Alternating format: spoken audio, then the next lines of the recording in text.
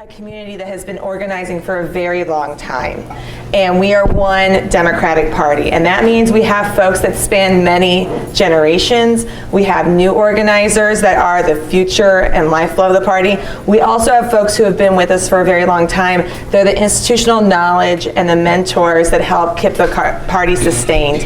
And so this morning, we were meeting with a couple of them. I joke with Marianne Neely, and she doesn't mind me sharing this, that she's literally been a precinct chair longer than I've been alive.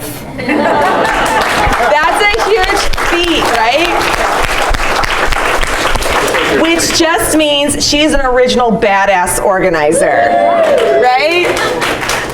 So I asked both Claudia and Marianne, and I don't know if anyone else from the outgoing precinct chairs group is still here, but it's important to us to recognize where we've come from, to also know where we need to go. And I wanted them to each share with you one or two bits of wisdom that they've learned as precinct chairs to kick the morning off, if that's okay. So we've got Marianne Neely and Claudia Coram, who are outgoing precinct chairs. So let's thank them for their work with the party. You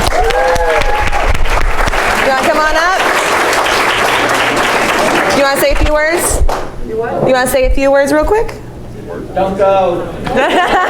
I already told them they're not going. Well, this has been wonderful. 40 years. Can you believe that?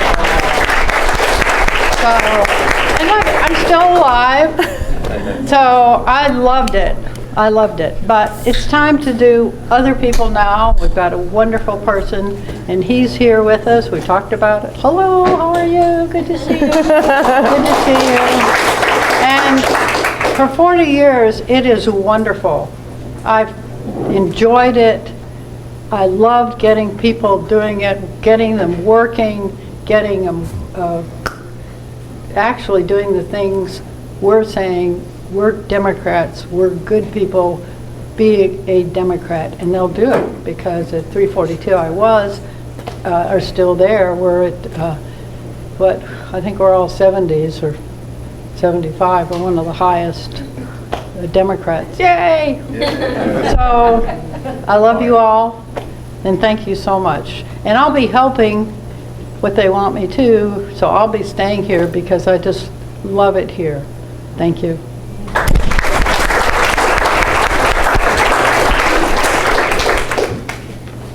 That's not fair to have to follow that. I have been chair for 10 years, and down in Circle C, where I first moved in, the very first time my son voted, when he was 18 years old, we drove up to the polls at 7 a.m. in the morning, following two large pickups full of rather nasty-looking guys, jumping out of the pickups and picking up the carry signs and smashing them into the mud, or throwing them in the back of the pickup. And this was within maybe 300 feet of the polls. That was the first thing my 18-year-old son saw when he voted. Okay, in 2012, when I took over, my precinct, which was 5,000 voters at the time, was 55-45 Republican Democrat. 2020, it was 66-33 Democrat. Yeah. Not in any way taking credit for that. I am not. That is a woke community. But that is the word I would like to focus on, as community, that I have worked with the people as a community and talking about issues. I found that that's something really important that this party can do, is reaching out to people with issues. They don't want to be told, here's the president, vote. You've got to go a little bit deeper and get to know your people. And that's hard to do when precincts are so big. But I encourage everybody to think that way. And also think of us, this party has been a huge asset to development of voting populations in East Austin, as well as in my area with 84% turnout. So thank you very much. And good luck. Kelly Garimko is replacing me. There are three people replacing me. Kelly Garimko is replacing me in my section where I will be. Mary Henderson is replacing me. I don't know her in the middle section. And then there's this sort of no man's land, a really tough section down around south of 45. So thank y'all.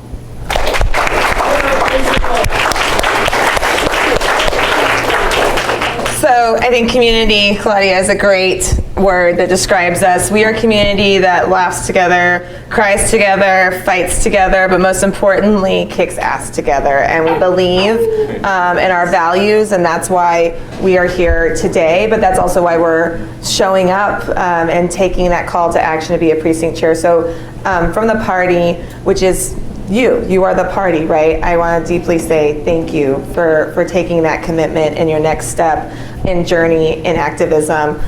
Before we get into the training, I did want to take just a second to talk about the moment we're in. We got some news yesterday from the Supreme Court of the United States, which I think we can all agree that because of the way our institutions of government have worked, mainly the Senate, has become a racist institution. And I say that because President Obama was not allowed the opportunity by Mitch McConnell and the Republicans in the Senate to duly appoint his representative on the Supreme Court with 11 months left in his term. And instead, with President Trump, what's the difference? Both men, both presidents, one a man of color, one not. President Trump, with 8 weeks left before an election, is able to make an appointment to the Supreme Court. And as a result of that personnel change, we are now seeing what is a historic moment, but not for the good of the American people and not for the good of Texans. And the state most impacted by that decision today, the women and the communities and the patients most impacted by that decision today are Texans. We have a trigger law, which means 30 days from that decision, it will be illegal and a criminal act to aid and abet with an abortion in the state of Texas. It also means that folks who are seeking IVF, folks who have miscarriages, folks who are trying to seek medical help for a number of reproductive needs will now not have a place to go. And so with that feeling of knowing that my rights, our rights in this state are less than people in other states. And I have that privilege to say that because if you are a person of color, if you are a woman, if you are a number of different things in this community, you've already had your rights taken away in various ways. So I don't want to discount that. But what I do want to give in terms of a point of reference is that we have less rights today than we had yesterday. And it's a really hard pill to swallow. And what we have to do is keep showing up. And so when I think about, people ask, got a lot of calls yesterday, Katie, what are we going to do next? What happens next? What happens next? How do you find happiness? How do you find purpose to continue the fight? And then I wake up this morning and I remember I get to see all you beautiful people. And so, as Claudia said, this community is what's going to get us through these challenging times. It's this community that continues to stand up and say, we will not let policing 2 years ago stay the way it has been in our community. We can do better by folks. And so in these poignant moments, they always happen in the summer for some reason. I guess hot temperatures, hot tempers, or I'm not sure how it goes, but that's the community that has been around for more than 40 years, that's going to continue to be on the progressive side of change. And we are that group pulling that arc to bend towards justice. So be that puller with me, and I'm so glad we're pulling together. And that's how we're going to get through these times, is together as a community.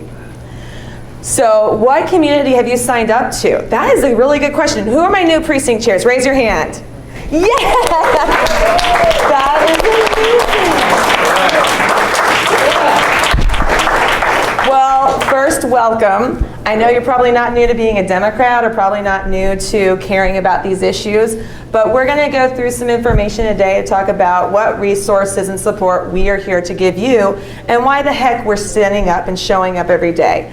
I do have a joke, and since we are recording this for future trainings. Maybe it's important for people to just know how we are to start with.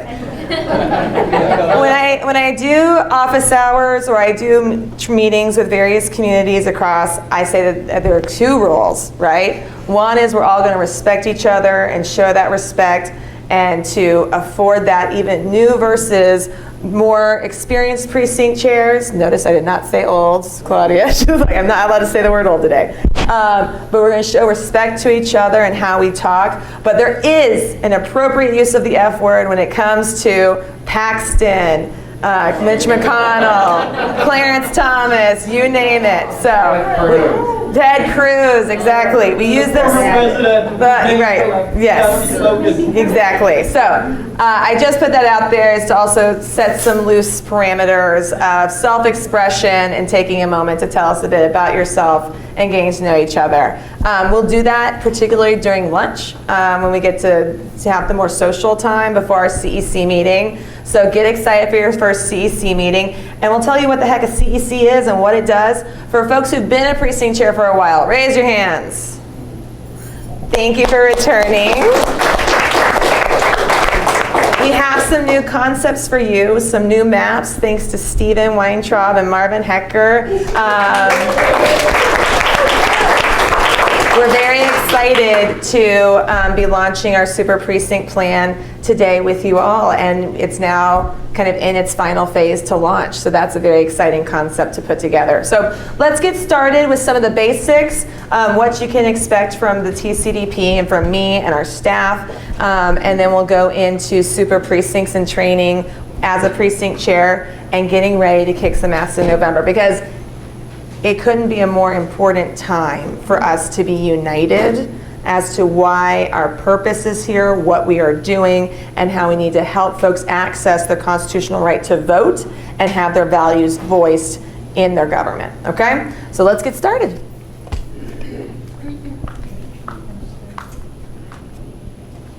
All right, so, yeah. I'm a walker. I know, this is gonna be bad, guys. I'm in trouble. Just carry it. I know, but Bob told me I can't touch it. Katie, why don't you grab the one that's up here? Because I can't walk around with it. Okay, so can you guys hear me now? Sorry about that. Thank you. What is the tcdp? Thank you, ladies. Bye.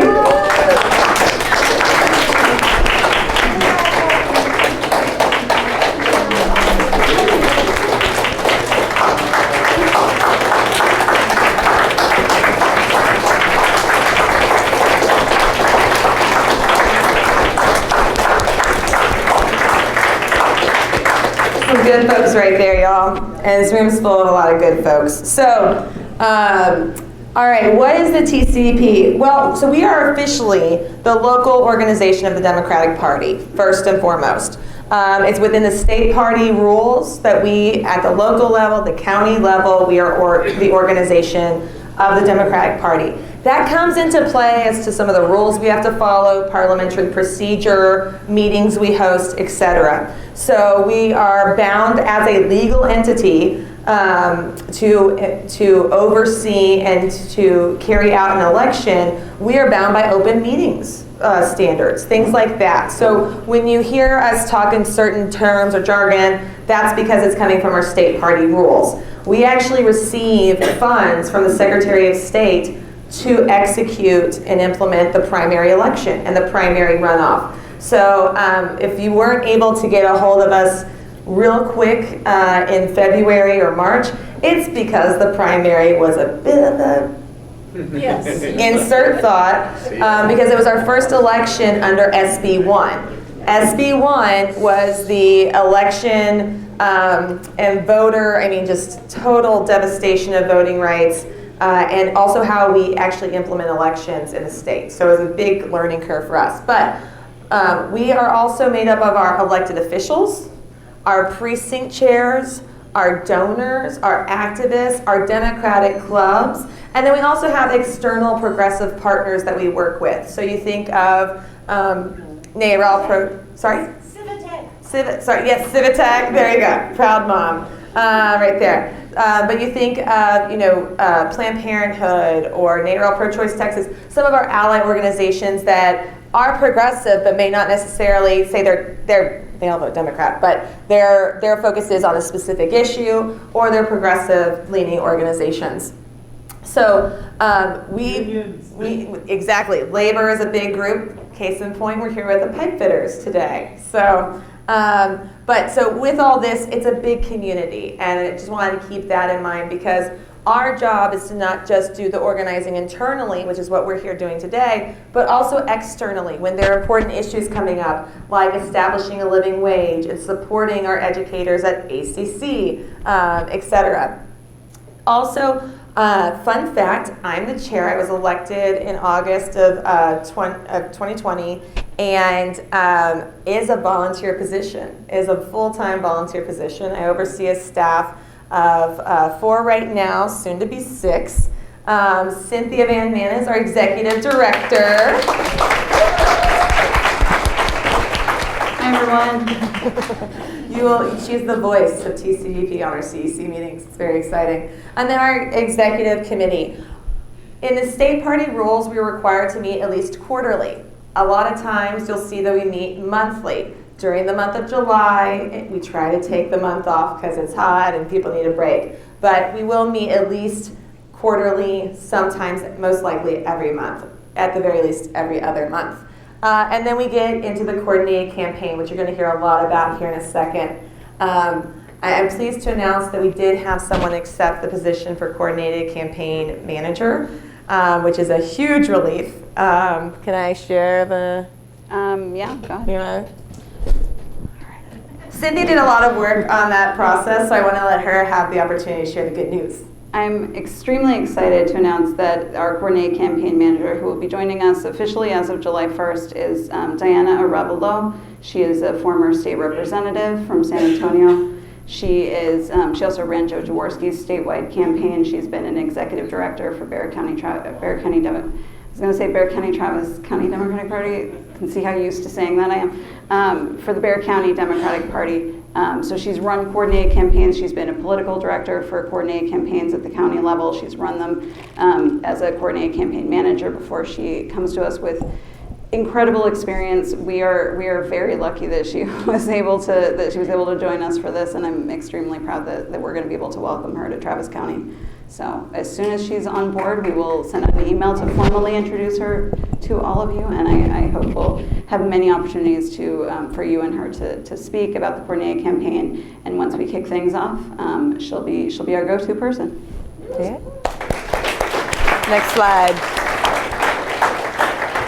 All right, so this is our team. As I said, Cynthia Van Manen is our executive director. Special projects in the back, Brian Stoller. Next slide. All right, then we have Kevin Roberts, our organizing fellow, Kevin. And Julio Salinas, we have in the back there as well, helping with communications and fundraising. We are looking to, just as a heads up, we are looking to add one more to our permanent staff. Cyan Amare, for some of y'all who got to meet her, she is amazing. She got some exciting opportunities in the social work field, and we are very excited for her. And so we are looking to have someone help with organizing constituencies, doing the external organizing with various communities across Travis County. So if you know of anyone who likes organizing, meeting people, and is on the progressive side of policies, that might be a good candidate. So I just wanted to put that bug in your ear. A little bit about myself. Mainly because I think it's important for everyone to know why we're all here and for each of us to share our stories. And I hope during lunch you each take a moment to get to know each other, new and returning precinct chairs, to hear why we're showing up. When I had a 2-month-old, I decided to run for county party chair because I had run a consulting firm for about a decade getting Democrats elected. And when I found I was pregnant in the state of Texas, I said there were 3 things that had to happen before I could feel comfortable as a parent, a new parent in this state. 1 was to make sure Donald Trump was not president. 2 was to make sure that guns are actually taken seriously and that gun control laws are put in place. And then 3, that we treat climate change as a real thing. It's no longer a theory, it's an actuality. I still have 2 big things left on my to-do list, so that's why I decided to run again. But it was really in the moments of seeing people protesting literally for their lives during the summer of 2020. It was right after George Floyd that I thought, Black and brown children do not have the same rights as my child, and I therefore need to go talk to folks who look like me, who have the privileges I have, and tell them, you have privilege, you don't understand what other folks are going through in our communities. We have to listen to them, we have to lift them up, and we have to take a step back to make real change. And so at the end of my term, I will not be running again, because I do believe that we need new blood as party chair, and that we need to be representative of our community, and that we need to make sure that it goes across communities. And so that's why I decided to run, was those three things. And having worked in a consulting firm getting Democrats elected, we had 3 months really to run the coordinated campaign at the time I became chair. And so felt like if there was somebody who had run $1 million campaign before and could do it, that I had that unique skill set to offer. And so in that sense of servant leadership, that's really what brings us all here today, to serve our communities. And it has to be about our communities and not about us, because that's what's going to happen when we go out and vote, is that it has to be about each individual showing up to the ballot for their reasons, to have their voice heard. And so I just wanted to keep that in mind in terms of our community of organizers that you all are, is that servant leadership mentality of serving our communities. And that it's not me, it's not you, it's us. Okay, so I also have my cell phone number and email address there, mainly because if you've been a precinct chair for a while, you can get my happy ass at any time. Basically, being a precinct chair, being party chair, it is a volunteer job, but at the same time, that means we have to do it at different hours. It could be in the mornings on a Saturday, could be on a Sunday, could be in the evenings, and so I am as accessible as possible. Having a 2-year-old now, it's usually between the hours of 6 a.m. and 11 p.m. that I'm available. Outside of that, I only get contacted when our office is being vandalized or bombed. Too soon? Too soon. Okay. Quick update on that. That case has now been closed, and the person who, it was my wedding anniversary actually when it happened, September 29th, 2001, the tcdp office was 21.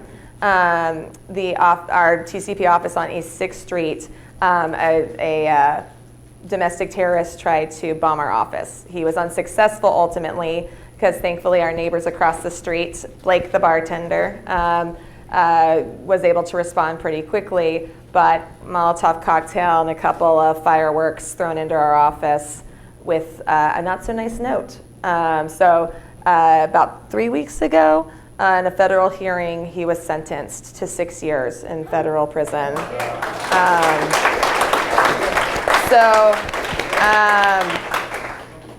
The criminal justice system is broken. We are not an advocate for more time, but we are an advocate for rehabilitation, and so we were there present seeking that he participate in rehabilitation programs and be required to participate in counseling and rehabilitation programs to stop the cycles of violence in our political discourse. You should be able to show up to a voting booth, show up to a march, show up to a rally, show up to organizing here today, and not have to worry and not have to be afraid.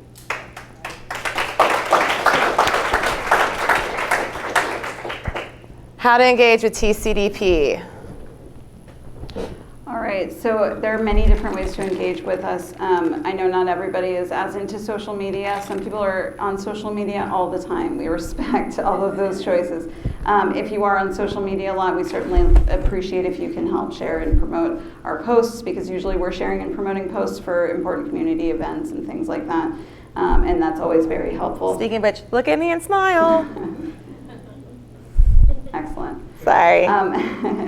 We have 3 offices. Our central HQ is on East 6th Street. We have a Southwest office, and we are also setting up an office in Pflugerville, thanks to the help of Pat Epstein, who could not be here today.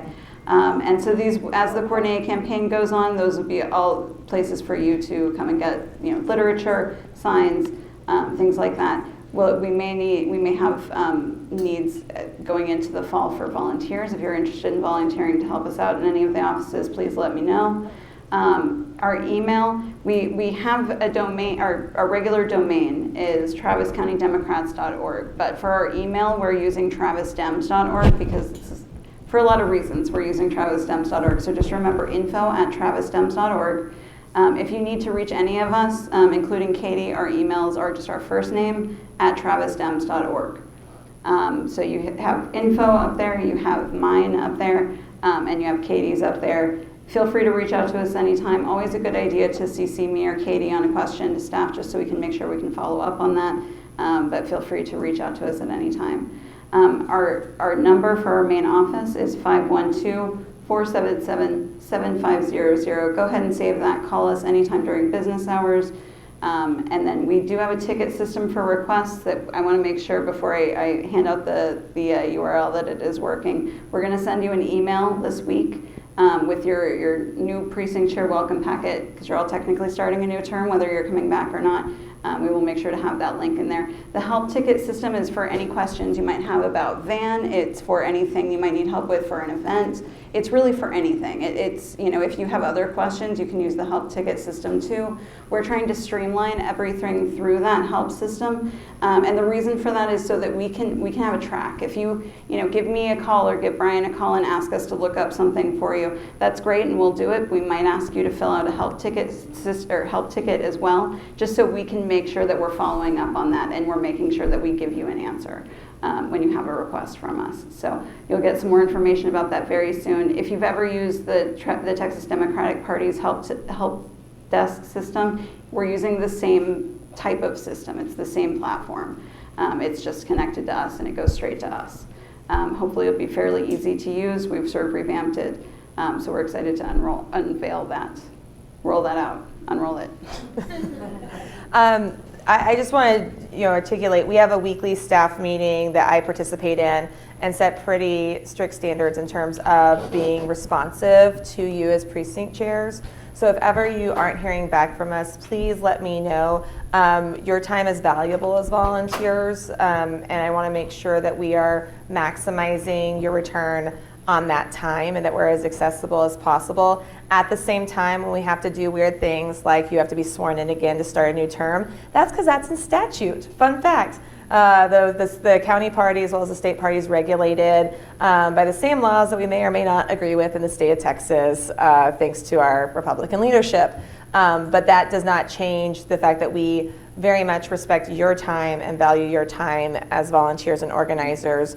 And so, like I said, in February and March, we were literally having to help Travis County elections through a COVID outbreak at Central Count, as well as COVID outbreak among election workers and recruiting election workers on a daily basis because we're responsible for the primary. So while those things are happening in the background, most folks don't know that that's the level of engagement we have where we're literally training the election workers as the party. So we try to respond within 48 hours and just be mindful if you don't hear from us and it's urgent. I gave you my cell phone for a reason, right? It's because I do expect my team to be responsive, and they may be waiting on answers sometimes if it's like from the state party or another entity to get you an answer, but they're working behind the scenes to make sure they're getting you the information you need to be successful, okay?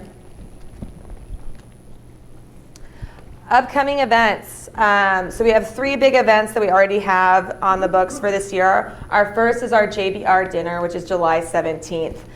This is our marquee event. All funds go to all fundraising goes to our coordinated campaign, which you're going to hear a lot about here in a second. The JBR is also where we're going to celebrate the last 2 years. We haven't had a JBR in 2 years, 3 years actually, and so we're going to celebrate efforts at our Capitol, the work of our state legislators, the work of our federal representatives, and the work that we still are going to continue to do. So it's a real uplifting event to be with our community. I hope you're able to attend. It's going to be at the Hyatt downtown on Barton Springs, and the VIP reception will start at 5 and the dinner will start at 6. I am pleased to announce we have a number of people who have... It's actually 4 and 5, not 5 and 6. Oh, well, okay, that's not what we set with the other events for her day. It's 5 and 6. I think it is. I don't know, it's on the calendar. It's July 17th in the evening. Please mark your calendars accordingly, and we'll work out the final details. Yes? What is JBR? Johnson, Benson, Richards dinner. So it's 3 Democrats who had national impact to represent the state of Texas. They're progressive leaders that we named it after. So, yep. So that's a good question. It's the day after the state convention. So who's going to the state convention in Dallas? Okay, so it's going to be what I would call is Demtopia or Demfest. You'll go to the Dallas convention, then you'll just drive down I-35 at a snail's pace, because it's the only way to get from Dallas to Austin these days is at a snail's pace. And then the next day, that Sunday, you'll be in Austin for the dinner. So she asked for the 16th, and we said, nope. Can't do it, so we're doing it the 17th to make it where everyone can participate and join in.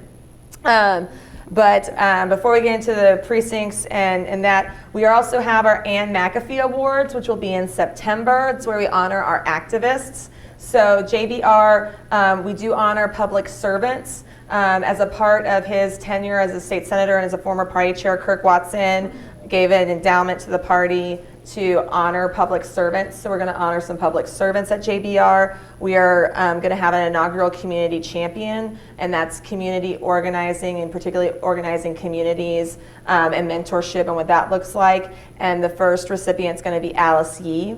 This year we're going to implement that. And then we also have our marquee honorees, Chuck and Ginny Herring, who literally, when they got married 35 years ago, put it in their wedding vows, as long as they shall both be Democrats. So, yes, that is a true story. And in fact, Chuck Herring is a former party chair. He and Ginny have been very active in numerous campaigns. And in fact, he was our legal representative when it came to the firebombing case that we had to be a part of, unfortunately. So really appreciate the hundreds of thousands of dollars he's given us in free legal support over the years. And so we wanted to honor them and that 35-year commitment to the party. All right, so let's get into the nuts and bolts. You guys are precinct chairs. What the heck is a precinct? We're going to do Socratic method. Anyone want to tell me what a precinct is? And it's also okay if you don't get it right. Something that comes before a saint. Thank you. Okay, what's your name? Oh, that's right. I'm calling you out now. We're going to do this. Come on. What's your name, honey? I'm Brian. Brian. We also have smartasses because, and this is why the Democratic Party's mascot is a donkey. Thank you, Brian, for illustrating a very important thing. Okay. So a precinct is the smallest unit voting unit. That we break things down into in terms of the election. So if you think of an election as a big organizing or experiment in community organizing, that's essentially what it is. And so you have to get down to a base unit. So we have a minute, we have an hour, we have one. That's what a precinct is. That's your one. That's your base unit for voting. Precincts are also how we district. And redistricting, you guys, you want to talk about appropriate use of the F word? That is a shit show, let me tell you, especially in the state of Texas with the gerrymandering we have to go through. So precincts are your neighborhoods. And unfortunately, if we did redistricting appropriately, your neighborhoods would be intact. But if you are a precinct chair here today, it's likely that your precinct looks weird, may not include all of your neighborhood, may actually include half a street. And that's because of redistricting and gerrymandering at the federal and at the state level. The good news for Travis County, bad news for the state, is that the Republicans in their wisdom decided to pack us all Democrats together. They're like, oh, damn you Democrats, you're making too much progress in Hayes and Williamson counties and you're starting to stir up shit other places. We don't like that. So we're gonna pack you all in together, and they created 2 congressional districts. This is a big deal for us because your precinct should look a little bit better than they have in the past, where it actually represents your neighborhood versus literally we had streets where half the street was in Congressional District 10, the other half was in Congressional District 25. How does that serve a community? Going back to what Ms. Claudia was saying earlier, community, your precinct should represent your community, and you as precinct chair, next one, are the representative for the Democratic Party in your community. So with that, there is responsibilities. You take an oath that you are voting for Democrats. You may not like some of the Democrats on the ballot. Trust me, there's one in particular that we all know about, she who shall not be named, that we are going to be dealing with in another cycle.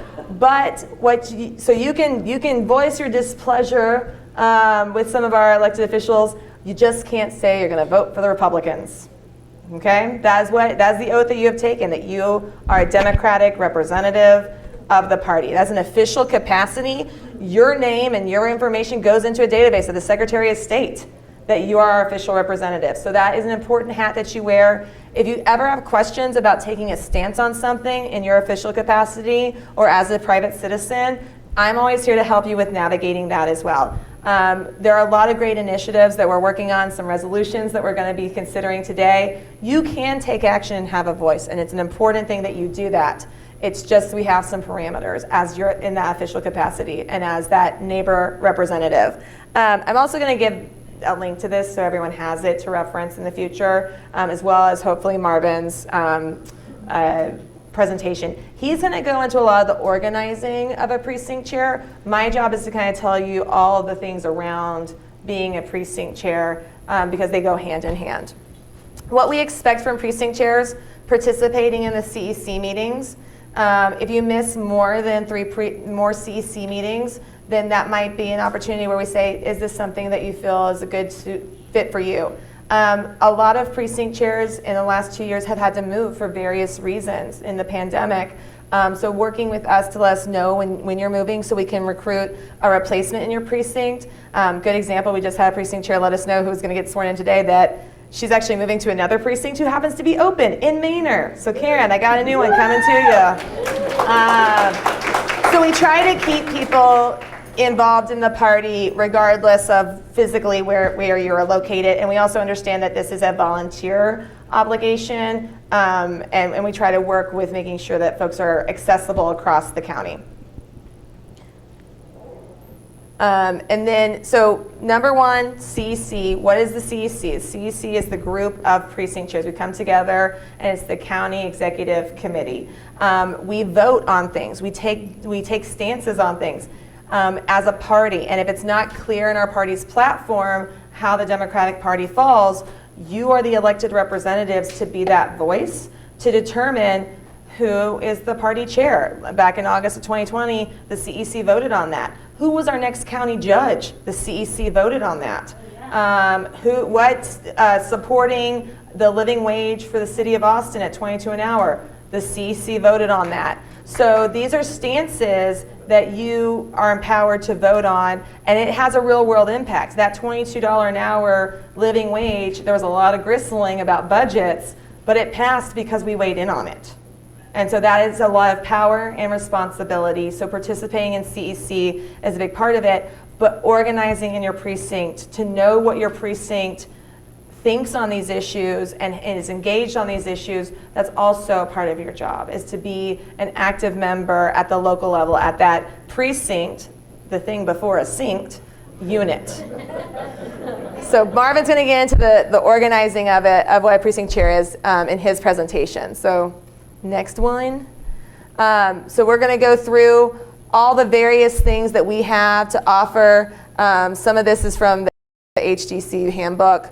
So I'll update the links for you. But Marvin's going to go through VAN. What is a VAN? Not just a thing you drive, but the Voter Activation Network, being a voter registrar, stuff like that, in terms of organizing your precinct. And that is your responsibility. It may not be you physically going door to door. As Marianne Neely said, she wasn't able to go door to door as often, but finding the folks who can be organizing chairs, friends in the community who you can convince to show up with you on a Saturday morning to go knock and talk to strangers. That's an intimidating exercise. Yes, ma'am? Any chance you could make that text a little bit bigger? Oh, that's gonna be Control plus for me. Command plus. Nope, that's not how it works on this computer. I'm going to email it to you, and Marvin's presentation, he's going to go into these bullet points in his presentation, and we'll make sure that, like I said, this is going to be emailed out to everybody as well. So, David. Just a quick question. Are we being sworn into that? You're being sworn in at the CEC meeting. So this is the precinct chair training this is like the base level of everything. At lunch, we're gonna like hang out, get to know each other. Fun fact, we have like a really awesome group of precinct chairs. The survey we'll talk about in a second too. We have veterans, we have artists, we have musicians, we have lawyers, we have doctors, nurses, EMTs, teachers, folks throughout our community who are having real world impacts and doing good in people's lives, not just in terms of giving a shit about what's happening in our country, but in terms of the work that they do. And so I hope you guys get to know each other a little bit better, because it's always exciting for me to hear people's stories and what they're doing in the community beyond just political organizing. All right, next slide.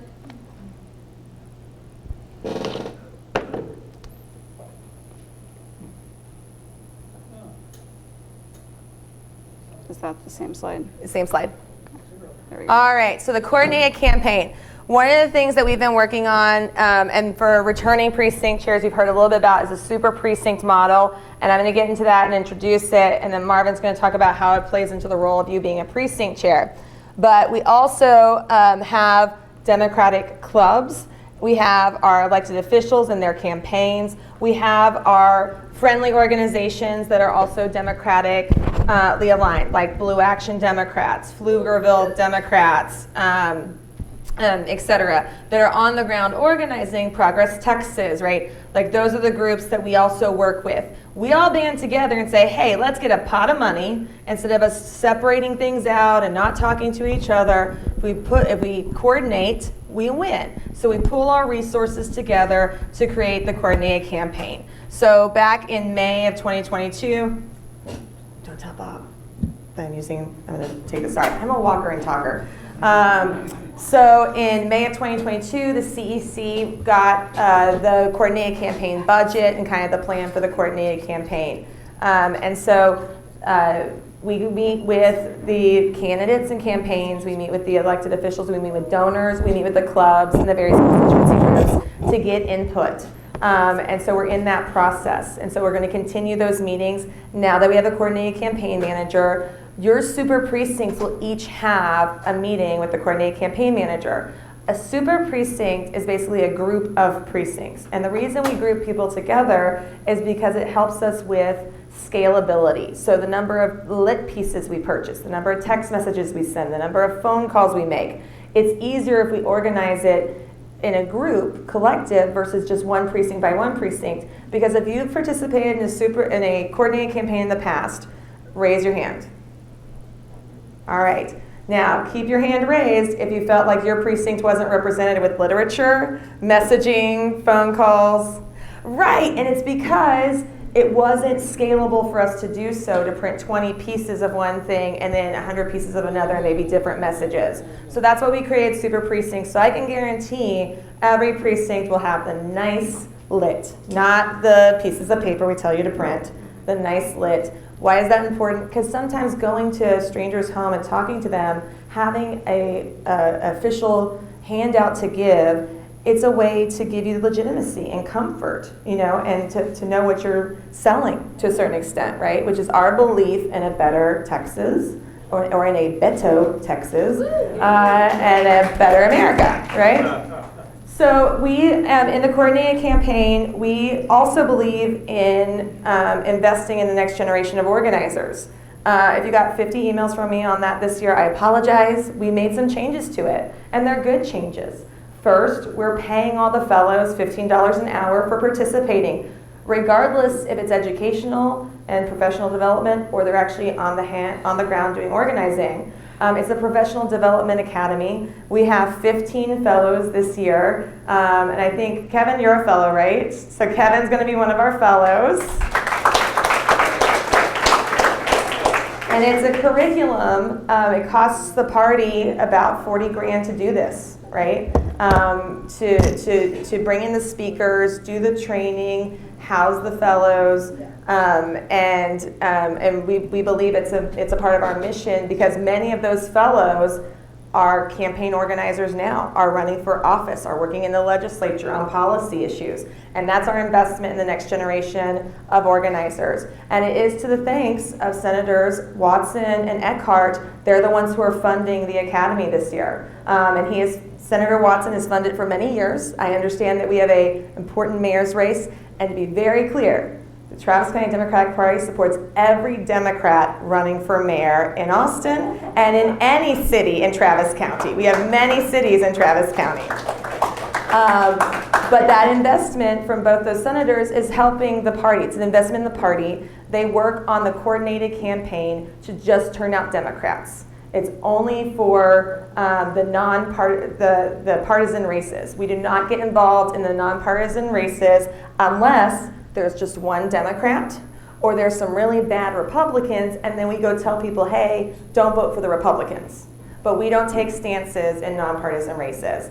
You as a precinct chair, you can take a stance in a nonpartisan race. That is absolutely your right to do so. And we encourage folks to get involved at the nonpartisan races, whether it's Cedar Park, Pflugerville, Leander, Bee Caves, Westlake, Austin, Manor, etc. We have quite a few cities in Travis County.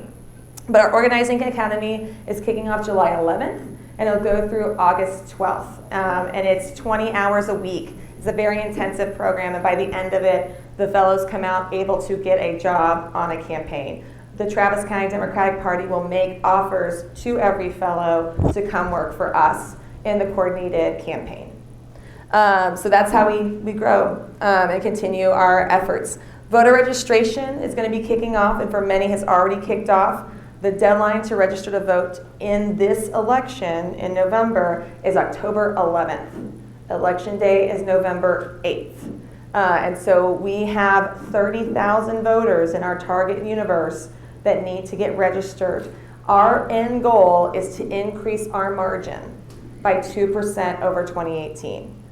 Doesn't sound like a lot, but when you think about this, 2018 was the highest turnout of any midterm election because we were responding to Donald Trump. Democrats were pissed. And we had a 61% turnout. Our goal is to be really right around 64%, 63 and some change. That is an additional 20,000 votes just to our baseline of turnout. 2018 also was the highest. It was higher than 2014 and 2010. We've also had significant population growth. So when we're looking to increase just our base turnout for registered voters, that's that 20,000 group. Then we have 30,000 new voters we need to engage that may have come from other cities, other states, et cetera, that have been a part of that population growth. So we're talking about 60,000 votes that we need to pull out of Travis County beyond what we've already done. The reason why, those are net Dem votes to the statewide candidates. In 2018, Beto lost by 200,000 votes. If we squeeze 60,000 votes out of Travis County, in the words of President Biden, that's a big fucking deal. That's a huge net gain for our statewide candidates. And that is our commitment and our effort and our purpose with the coordinate. So voter registration is going to be really important this year for us. Voter education, what's at stake? I want, from our new precinct chairs, I want one or two of y'all to raise your hand and tell me, what is the issue that brought you to politics? What is the issue you care most about? I said new, Karen, I love you, but you're not new. Yep. Technicalities. Eddie. Yes, ma'am. I've been one of those participants, liberal, kind of sitting in the back seats. And of course, the 2016 election woke me up about when you're not active, when things happen without you, things happen without you. And so I decided to just become more active, and that's why I'm here. And I'm trying to develop a story. Marvin was telling me Get your story together. Your story was you were scared shitless after 2016. That's a very valid story. You're more eloquent tonight. If you curse, it helps to be more eloquent. Okay. So, I want to become more engaged. I want to knock on doors in my neighborhood. I want to meet with people, and I want to squeeze 30 people out of my precinct. Start small and work big. Start small and work big. Absolutely. Andrew? Mine's short, defeating Abbott. Defeating Abbott. That's what got him to show up today. We will take that. Yes, ma'am. I'm Allison from Pflugerville. I'm here because of the love of my gay son and Allison. our friends. Awesome. Allison's here for her love of our gay son and our trans friends. And that's very true. Absolutely. Yes, ma'am. And I'm Victoria from Lost Creek, and it was the same reason. I saw some very scary anti-trans, anti-gay stuff in my neighborhood and got really sick and wanted to defend the kids. Well, thank you, ladies, for being here in support of our trans community and our gay community. We were talking about events, and I forgot my third event. So we have JVR on July 17th. We have our Ann McAfee Awards in September. We're going to have an early vote concert October 23rd to get out the vote and get everyone excited about voting this year. Yeah, Congressman Doggett, that was his idea. He really wanted to get into the music scene and support voting. So I was like, heck yeah. So I want to give him credit for that. But in August, we are very active participants in the Pride Parade. And we had Pflugerville Pride last weekend and Juneteenth, both in Pflugerville and in Austin. And so please march with us. We go all out. In fact, our rainbow masks that we still have all over the place, because we take Pride very seriously, and we are very proud of our stance as a community in supporting our trans and LGBTQ community.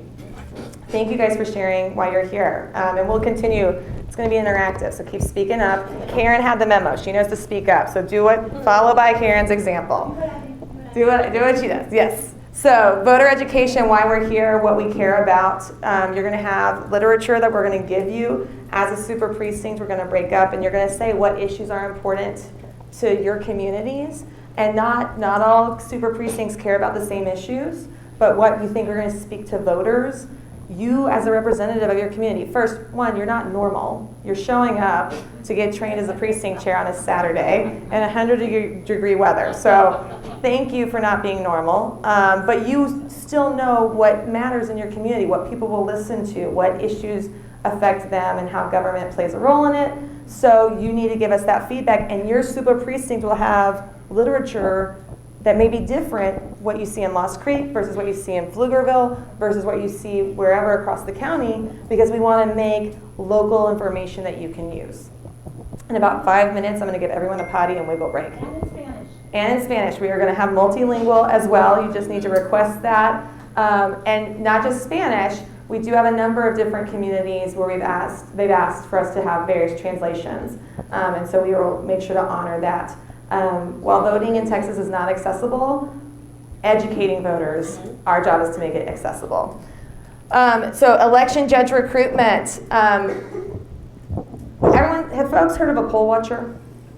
Okay. So when you don't have good election judges and election clerks, you need poll watchers to stand over their shoulder and make sure that folks' rights to vote are not being infringed upon. In Travis County, we focus on not poll workers, but election workers and election judges and election clerks, because if we have folks who care about people accessing their constitutional right to vote within the law, but to make it as accessible as possible, I don't need poll watchers, because I got the people administering the election focused on supporting our voters. And our voters are just our neighbors, our friends in the community. And so really encourage folks to sign up at the very least election day. We need about 1,500 election workers on election day. And that's what Travis County Elections does, is we work with them a lot. Brian works with them a lot to recruit election judges and election clerks. It's for a whole day on election day if you do early vote, and you're a paid county employee on that day, and your job is to administer the election. And so we want to make sure that the folks in this room are the ones being election judges, because we know you are going to work hard to make sure folks are able to access their right to vote within the law. Okay? Then we have vote by mail outreach. We have a lot of folks with the pandemic, a number of various reasons, out of state for school, or over the age of 65, where they can vote, and it's a very accessible way to help people vote. In 2020, we had a record number of vote by mail ballots, almost 100,000 vote by mail ballots, and that's a big, important group that we need to make sure that we are engaging. And then early vote and election day. Can you do the next slide? Important dates we talked about, early voting. So last day to register to vote is October 11th. Early voting starts October 24th, ends November 4th, and election day is November 8th. This is how the coordinated campaign gets structured. This is when we start doing our organizing now. So trainings like today, trainings like you're going to hear from Marvin. And so this is what we're doing, and the coordinated campaign manager's job is to send out hundreds of thousands of pieces of mail, make hundreds of thousands of text messages, calls, etc. Every way that we need to talk to voters.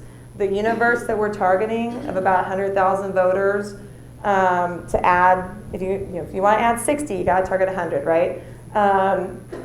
We have to touch them at least 5 times with phone calls, text messages, knocking, etc., to get them to actually turn out and vote. And you're going to be a huge part of that, because if you go ask somebody to vote, they are 7 times more likely to go vote if their neighbor and their colleague or their friend in their community asks them to vote. Next one. Yep. This is our budget. I share this as a reminder to please come to JBR. It is a fundraiser for the coordinated, and I can guarantee everyone in this room will have a seat regardless of what you can contribute, even if it's not at the ticket price. Because of the work and time and effort you give to the party. So we did have some very generous donors sponsor tables, and so we have seats for each of you and would love for you to attend. You'll get an email on that, and we just need to know that you can attend. And if you'd like to give $20, great. If you would like to buy a ticket, great, but we want to make sure that the dinner is accessible for everyone who's giving their time and talent to the party. Next one. Super precincts. Marvin's going to get into this, and I talked about it briefly, but the key things that we've added on this year is the super precinct level. So I talked to Marion and Claudia, for example, and some others. They're retiring. They can still be an organizing chair. Somebody's helping in the community to knock doors, make phone calls, host a house party, and Marvin's going to get into that. But then you have folks at the super precinct level, people who may be more interested in a committee or bylaws of how the party runs. So if you're one of those, please consider being involved at the super precinct level, and we'll go into what that structure should look like. We'll skip that because Marvin's going to go into the super precinct map. So super precincts, we talked about each super precinct to ensure that there's diversity geographically and also within voices and representation of the communities we serve. Each super precinct will have a representative on the Chair's Advisory Committee. The Chair's Advisory Committee is a group of people who give me advice. Because we don't want to have 50 CEC meetings a month, there are a lot of decisions that come up last minute of issues that we're dealing with, and so the Advisory Committee gives me advice when I'm not sure how the party should move forward. So through the super precinct process, each super precinct will have a representative on that committee, and we meet every 2 weeks or so, depending on summer schedules, things like that. We'll keep going on that one because I know. Actually, I think a lot of this gets into some of the organizing, and we talked about redistricting. So ultimately, we have our staff and myself accessible to each of you. I do want to give Marvin time to go through a lot of the stuff that was here at the end, because he's going to give you the tools that you need as to how to organize in your precincts.